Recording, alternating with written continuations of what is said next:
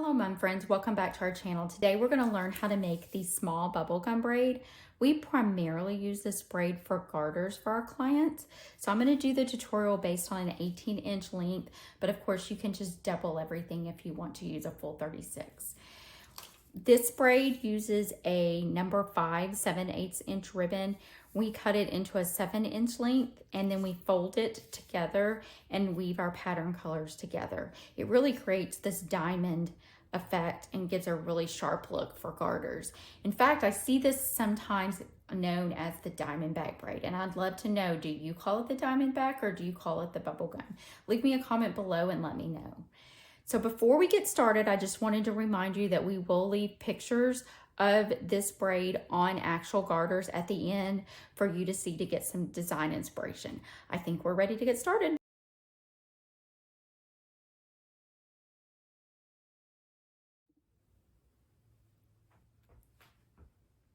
Okay, so we have our two sets of colors. For this particular one, I decided to do navy blue and Columbia blue, one of our big schools. This is one of the color combinations that they use a lot.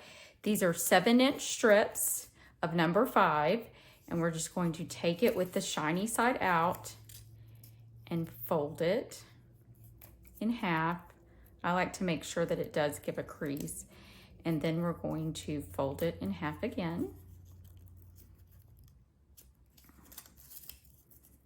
And again, you want to make sure when you're done that all of this, that these, see how well they line up? This will keep our braid nice and tight. Okay, we'll just do that for the next color. And some people prefer to do all their folds at once and then go back and put their braid together. Some people like to do a few folds and then put a little bit of the braid together and then go back. Usually, I don't really have a preference. It depends on if I'm doing it on the go or not is one of the big things. So we'll just continue. I'll make 2 more folds and then we will put this together. Again, see how everything is lined up this way with the ribbon and this way with the ribbon. It will make putting the braid together much easier. It's one of the reasons why I love my cutter for this, because it creates totally straight cuts, which I tend to not be able to do myself. Again, the cutter's not required. I would recommend it if you do a large quantity of mums, since I know some people that watch our channel are mum professionals, and some people are just those that are making mums for their kids, which is how we started as well. Okay, I think we're ready to put this together. I wanted to show you just one more time that everything is nice and even lined up on this end and on that end. I know it's tedious to fold these, especially to get them really straight, but you'll find that it will make putting the braid together much, much easier. People that tell me they have difficulty with this braid, usually it's because everything isn't completely lined up. So we're going to start with 2 different colors, and we'll put one in our left hand, one in our right. I usually, the one that I'm going to weave into, I use my right hand. If you're left-handed, you may be the opposite. But we make sure that the fold is down, so the open part is going to face up. And we're going to take this color and we're just going to slide it and weave it in. You want to get it all the way in. You'll know that it's good because when you look at the braid this way, you don't see the color showing on this opposite side. And then I will just staple here to anchor the braid, and then staple here just so that this part doesn't flap open, and we're going to come back and cover this with bling. Okay, then I will flip it over because I always start this way. We'll need the opposite color. You're always going to weave from the inside. So if you come this way, you'll figure it out. There's actually another braid that goes that way, and we'll do a tutorial on that. It's called the checkerboard braid, and I love that one as well. But we're going to weave it through this way. I usually put one side in and then weave it through the other end. And again, you want to pull it snug, and you know it's snug because you don't see that color when you look at it straight. And then I'll flip it over and I'll put the next one in.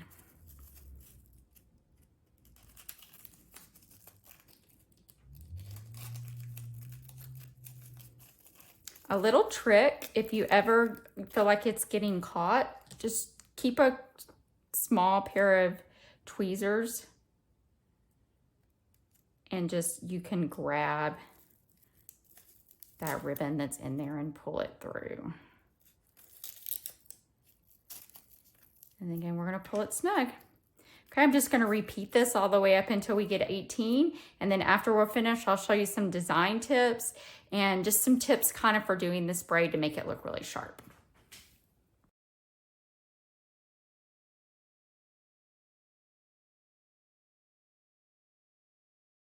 Okay, so we're all finished. We have a full 18th link garter bubblegum braid. All we're gonna do to finish this off is just to put one staple at the end of the braid.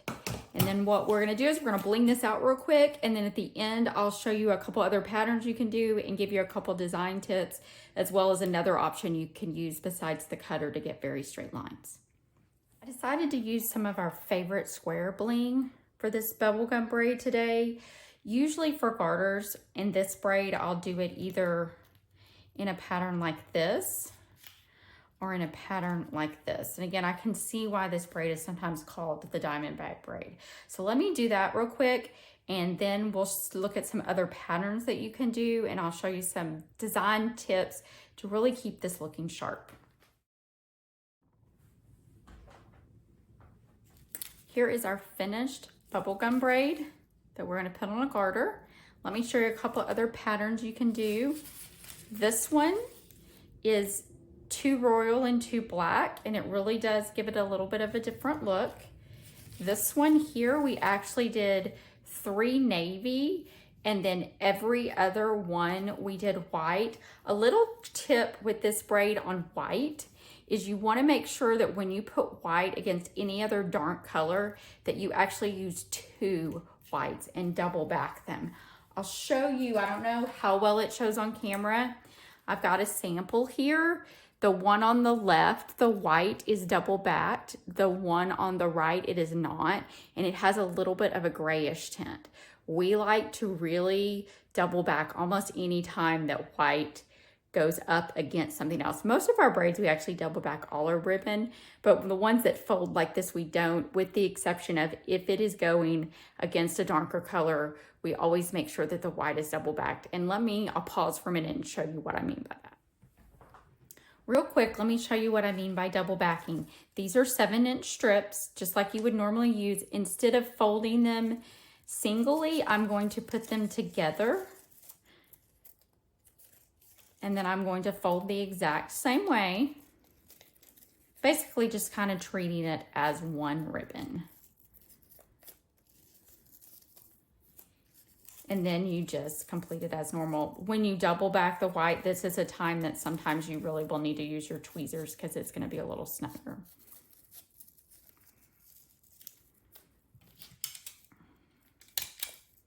But you weave the exact way. You just treat the white as if it's one ribbon.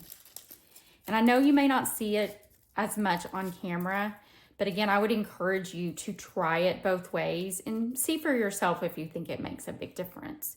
We really like double backing all of our stuff for this reason, especially when you're looking at an entire mum. The white really, really pops against all the other colors this way.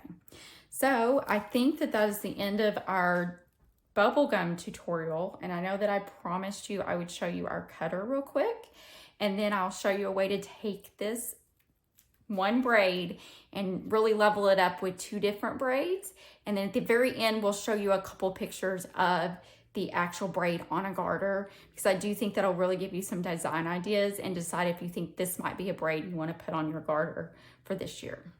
Here's our portable ribbon cutter. It's actually a tape dispenser that one of our genius mom friends found, and now we use it all the time. We feel like we can't live without it. I'm not gonna go into a lot of detail on it because we are gonna do a full review on it and the large ribbon cutter that we use, but I wanted you to see it since I used it in this video. The 178 is the equivalent millimeter to 7 inches, and we basically just have us a little cheat sheet here so that we can remember what all that is. So I already have it preloaded, I already have it set to the right length, and then all I have to do is hit start.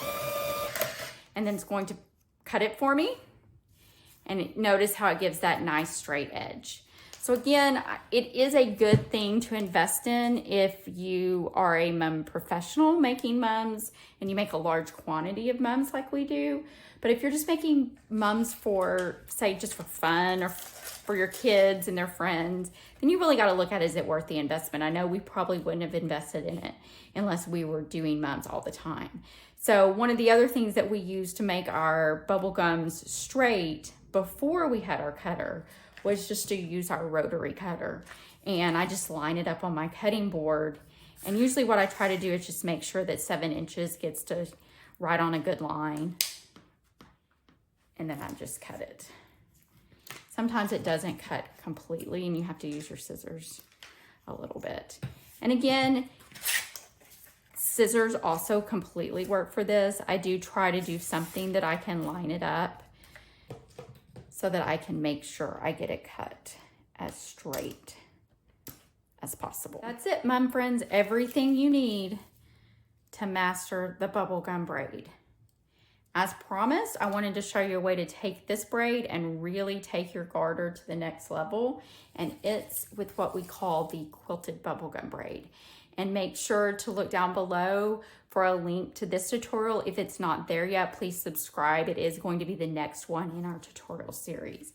Now, I know I mentioned that we normally do not use this width of ribbon on our mums, but there is an exception to that, and that's for the braid we call the double bubblegum braid. And let me show you a sample of that. And basically what we do to make this braid is to take 2 bubblegum braids, put them together, a full length 36 inches, and then we usually use imprint or diamond dust, and we use a special way that we attach it and make sure that all the staples are covered. So make sure that video is down below, so make sure you look at that one next. This is a great braid to really highlight your diamond dust and imprint ribbon without having to use a large quantity of it. I think that's it. What I'm gonna do next is show you some pictures. Enjoy, happy creating, and we will see you soon.